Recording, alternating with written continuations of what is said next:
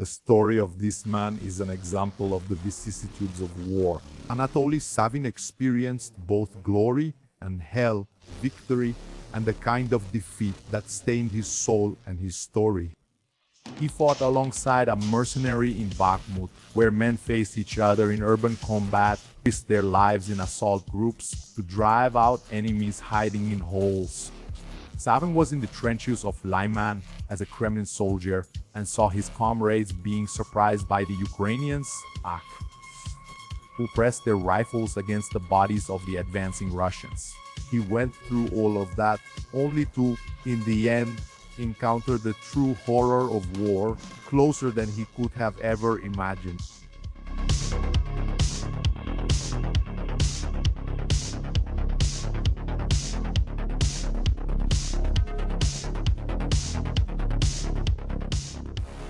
War is not easy. It has never been easy, not even for the winners, much less for the losers. But no one feels this more than the soldier, the man who bleeds on the front line while propaganda is made in his name.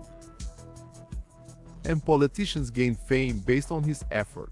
The rewards for the soldier are fame, glory, money, and honor.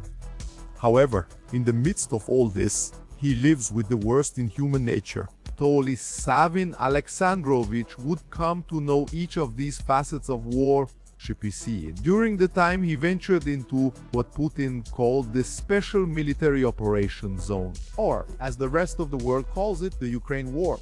Savin was not drafted among those mobilized. In 2022, when the Russians began the invasion, he watched the first videos of the war from home. He heard all the propaganda about the Nazis in Ukraine. He felt the patriotic urge to liberate the Russian-speaking people in Donbass from what Putin called the Nazi regime in Kiev.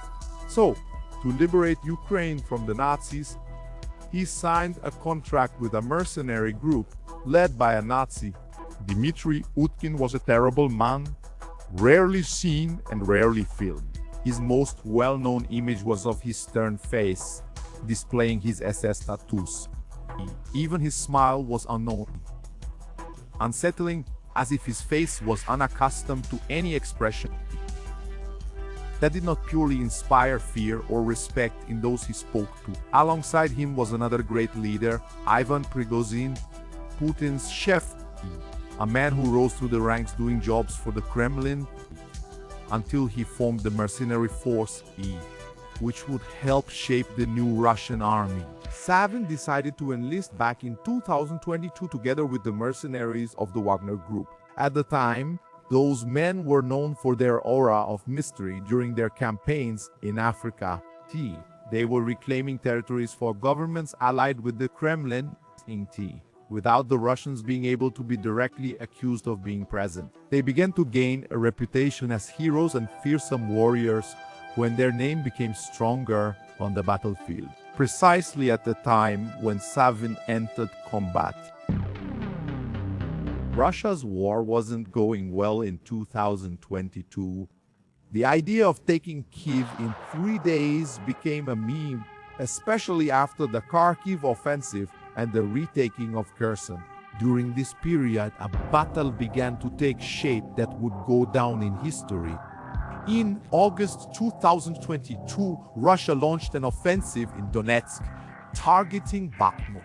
One of the targets was Soledar, and the attacks intensified. Destruction took over the city, the Duplo team, mainly due to the actions of the 6th Cossack Regiment of the Luhansk People's Republic Forces, a separatist group supported by the Kremlin.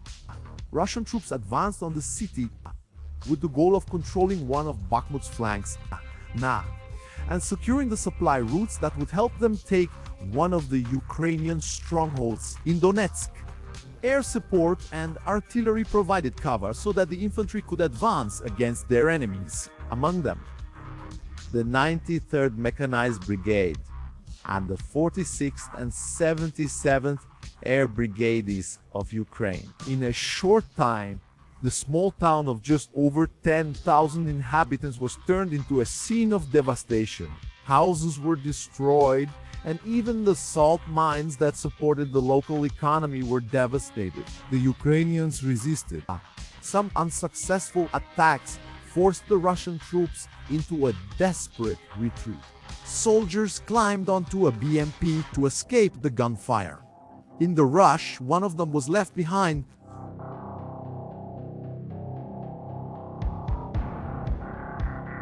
He hid among the ruins, watching the vehicle speed away until it was destroyed by a mine. The Ukrainian resistance made life difficult for the Russians during the Soledar offensive. An assault group rushed against the enemy positions. At that moment, forces from the 6th Cossack Regiment had set up their defenses on one of the hills near the city, the Enazhin. The Ukrainians from the 93rd Brigade arrived with suppressive fire. The Ukrainians arrived openly and clearly at a disadvantage. The explosions helped keep the Russians down. Afterwards, the AKs spat out rounds that kicked up dust near the enemy shelters. The grenades kept flying at the Russian defenses while the Ukrainians moved under the risk of being shot with no chance to protect themselves. It was 5 against about 4 or 5 Russians defending themselves. The assault definitely happened. It was poorly planned. They took slowly, their eyes fixed on the holes where the Russians were hiding. The rifles couldn't stop aiming. Any slip would give the Russians a chance to fill them with smoke. The enemies even tried to shoot, but the quick suppression forced them down again.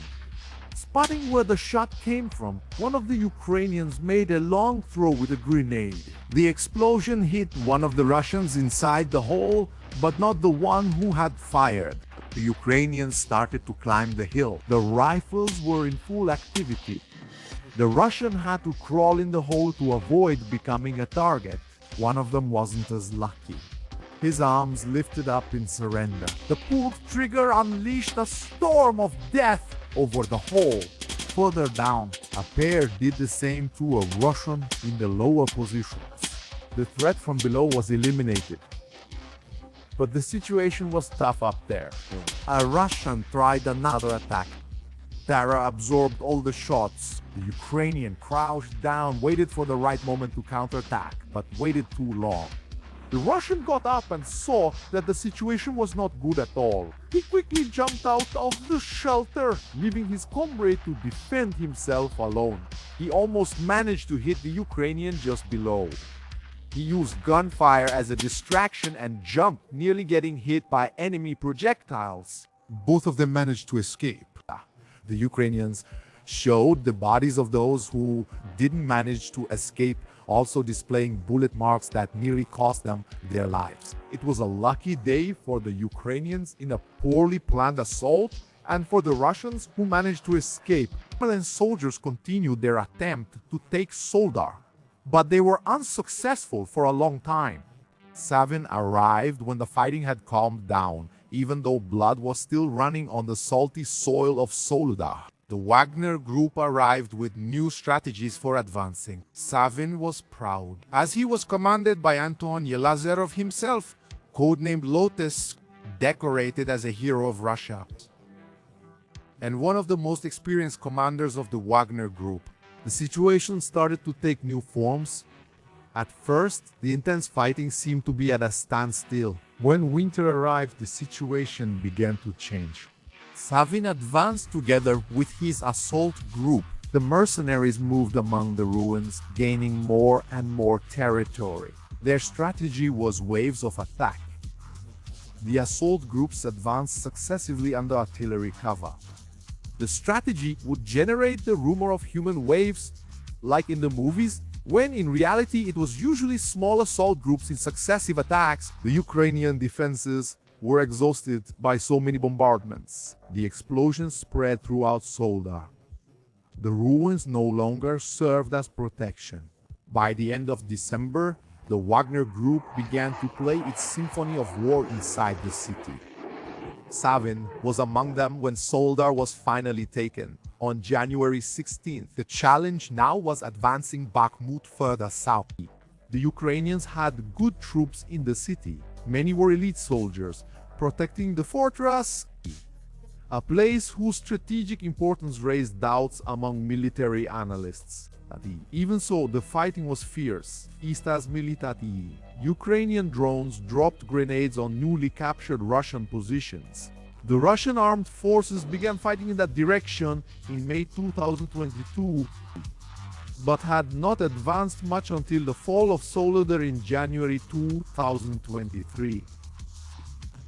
The Ukrainian defenses held efficiently despite the growing number of Russian troops. The pressure increased, but the Ukrainians responded with missiles fired from the trenches, destroying Russian BMPs that were carrying more and more soldiers.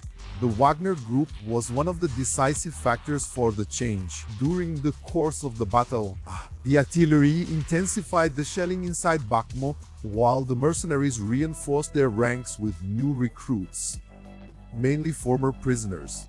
Savin had no direct contact with these fighters. Although there was no strict separation between the troops, the prisoners were generally sent in first to wear down the Ukrainians, followed by the elite mercenary. Savin was already hardened by months of fighting in Soledar, but he had to admit that Bakhmut was even worse. Troops like the 93rd Brigade, forged by the fire of prolonged resistance, fought back against the attacks of the Russian waves. The casualties among the former prisoners were enormous, but that didn't stop them from continuing to advance.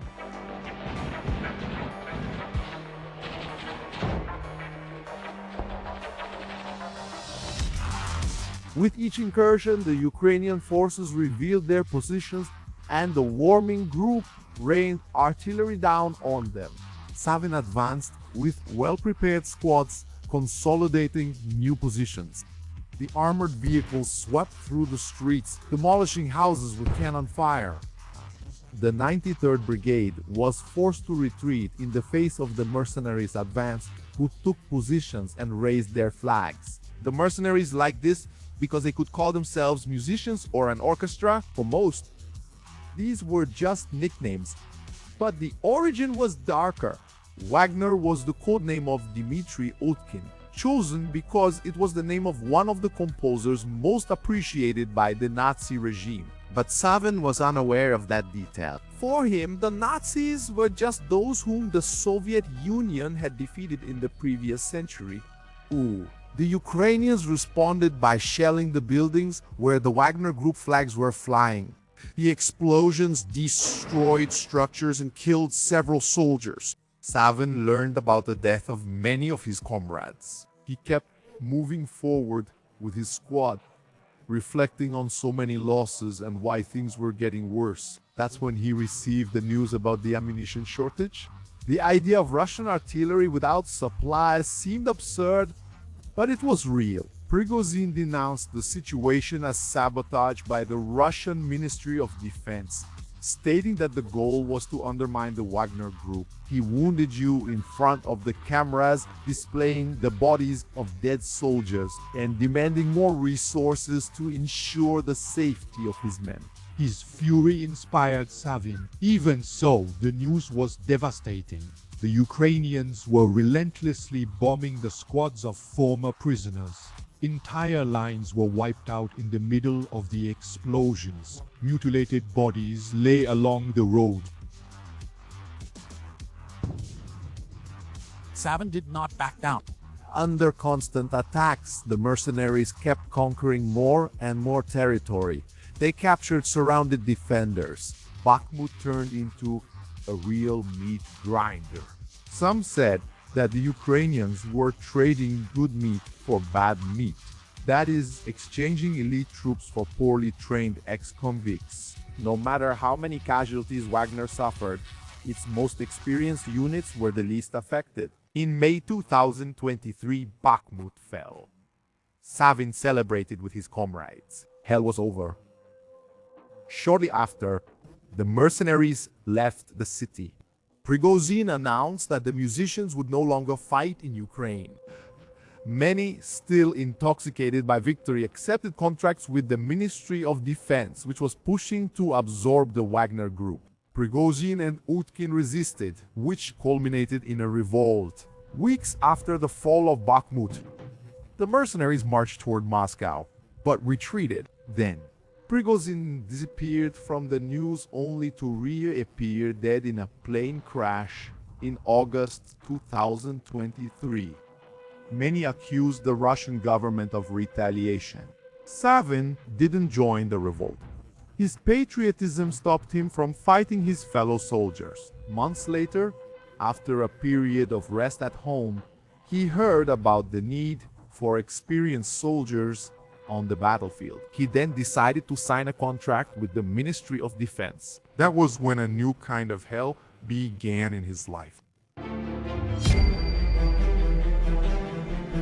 Savin introduced himself to his colleagues with the codename Pokula. He arrived with the air of a veteran at the newly formed 37th Motorized Rifle Regiment, part of the 60th Motorized Rifle Division of the 25th Combined Arms Army. He was 35 years old and had a series of medals that filled him with pride.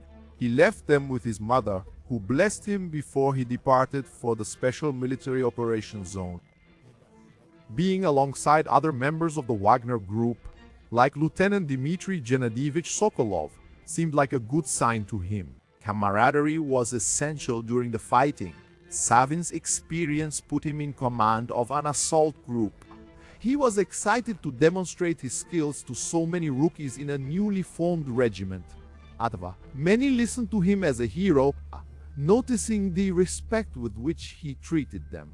His commander, however, had a different view of the war. ZOR ordered a direct advance on the Ukrainians. In Liman, a BMP advanced with inexperienced soldiers in open field. It was a much different situation than the urban fighting in Bakhmut and Soledar. The vehicle exploded before even reaching its destination, wiping out the assault group. Soon it became clear that Ukraine's 63rd Mechanized Brigade was efficiently defending the region, also counting on support from the 4th Rapid Reaction Brigade. Ukrainian resistance was brutal in the villages and surrounding areas. Self-propelled Gun 9S exploded over the heads of Russian soldiers, and grenade launchers swept the invaders inside the villages. In the open field, the situation was even worse. Heavy machine guns and rifles massacred the soldiers who tried to cross the grass. Forced to retreat, the Russians heard the protests of Uzor, who refused to accept failure. Savin intervened, placing himself between the commander and the men. He argued that the attacks were proving fruitless and that it was necessary to rethink the strategy, but Uzor disagreed. But the harsh reality spoke for itself.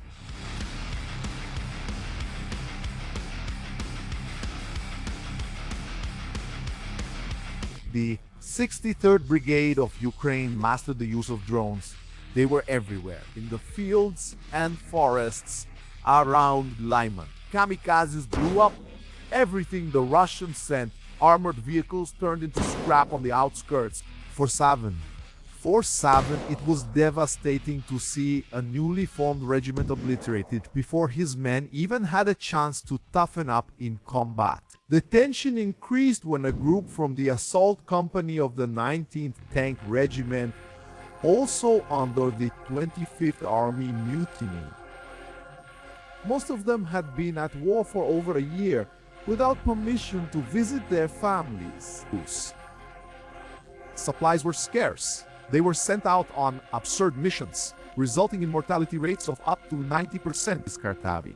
They would not retreat, but they also refused to obey the orders of a command that treated them as expendable. They feared that their superiors were deliberately trying to erase them, to eliminate them as if they had never existed. Even so, their pleas fell on deaf ears. Many denied that this could happen in the Russian army. Others, even while being on Russia's side, instead of worrying about the soldiers and their complaints, they criticized those who spoke about the problem, saying that they should talk about the situation. Even worse for the Ukrainian soldiers, reciting the old mantra of men being kidnapped off the streets. Not that there weren't many problems among the Ukrainians, but it was ironic to see this treatment of the soldiers' complaints. Savin had a glimmer of hope when the command identified one of the Ukrainian bases operating drones in the region. A scanner missile hit the location, creating an opportunity for a coordinated attack. Russian artillery opened fire on the Ukrainian positions in the middle of the forest. The shelling was so intense that the Russian soldiers joked about how many enemies would even be left to face. Savin led his men under the cover of the vegetation. They quickly jumped into the trenches, attacking the defenders who tried to resist. The well-executed assault further increased his fame among his peers. But the conflicts with the Russians only grew. It was already 2024, and the Russians had a significant advantage. In Donetsk, advances in the Pokrovsk, Toretsk, and Soledar regions brought strategic gains, but Liman remained at peace. When more soldiers arrived, Joe ordered the newcomers to be beaten as a form of discipline, so they would know who was in charge of the regiment. Savin refused to participate, which earned him severe punishments. He himself was beaten by his superiors for disobeying orders. His former Wagner companion, Sokolov, watched everything in horror. The lieutenant was impressed that a man with so many medals with the Wagner group certificate was treated like that. Meanwhile, the Russians tried another assault against the Ukrainian trenches. One of the defenders noticed the movement and reacted quickly. He turned the corner with his finger on the trigger, firing at the Russian soldier who was trying to advance. He went back to his shelter, expecting new attackers. When a grenade was thrown at his hideout, he warned his comrades and rushed into the fight. The enemy was already aiming his rifle at the corner. The first shots hit the ground, but the Ukrainian was faster. He pulled the trigger and pierced the body of the Kremlin soldier. The stream of bullets continued until it tore off the invader's face. Savin received new orders. The men had to cross an open field without any cover to reach the Ukrainian positions. They barely had any artillery for that. To him, it was absurd. No one there had signed the contract to be thrown like rotten meat against enemy machine guns. They were all honest Russian citizens fighting of their own free will for the country. The ZOR did not accept the refusal. It was already November 2024, and he had a schedule to follow. His superior Sultan ordered him to resolve the problem with Savin once and for all. The ZOR ordered him to be imprisoned in one of the pits. Savin, upon learning of his sentence, sent a message to his mother. If he didn't make contact within 2 days, it meant he had been erased. They threw him there in the open air, under rain and cold, constantly watched by soldiers, seeing the darkness of night through the bars. Meanwhile, the assault began. The kamikaze drones were quickly descending on the Russian armored vehicles. The initial explosion marked the start for demons or angels to collect souls on the battlefield. A heavily armored tank was hit several times. The extra protection didn't save the vehicle or the crew. If steel couldn't withstand it, flesh had even less of a chance. The drones spotted the soldiers running across the open field. There was nowhere to hide. The hunt lasted for most of the attack. Wounded, some amputated, they cried out for help. They stayed alive long enough to see their friends disappear in the middle of explosions. Only a few managed to reach the enemy positions.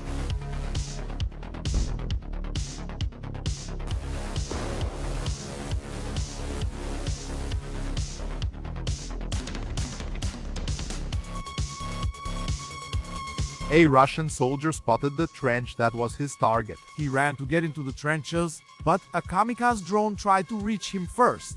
He dodged in time, and the mechanical demon fell inert to the ground. Now it was already too late. A Ukrainian noticed him and raised his rifle. The Russian rolled on the ground to save himself.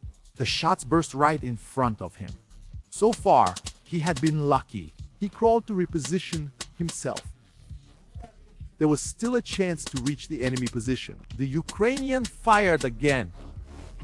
This time, the bullet struck the ground just inches from the attacker. The Russian took a deep breath when the shooting stopped. He stood up to attack or flee, but the defender reloaded too quickly. The Russian jumped to escape, but ended up putting himself in a perfect line of fire. The Ukrainian pulled the trigger and made him bleed to death. Lieutenant Sokolov was the one who received the survivors. More than 100 died in the suicide assault. The ones who remained asked about Savin. The former Wagner was searched for at the punishment post, but strangely it was empty. According to Zor, Savin had disappeared. He deserted. It was one of the worst stories Sokolov had ever heard. A man escaping from a guarded pit.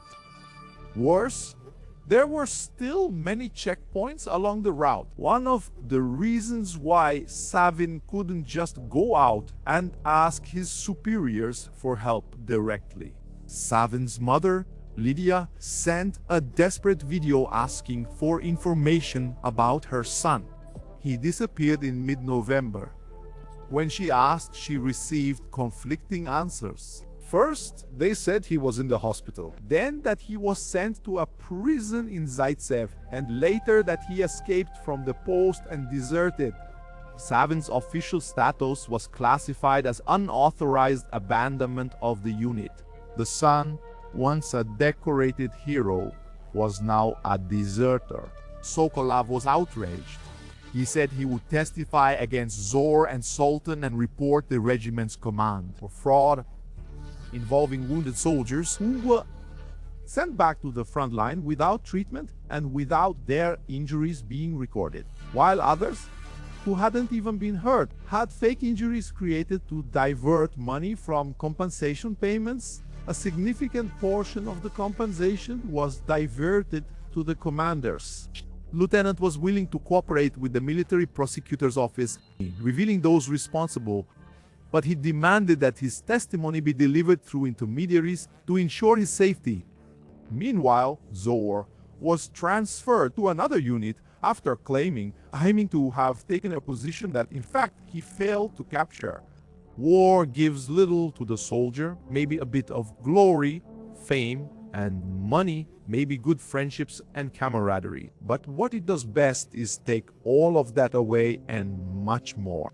The only ones who truly win in war are those who live in clean clothes giving orders.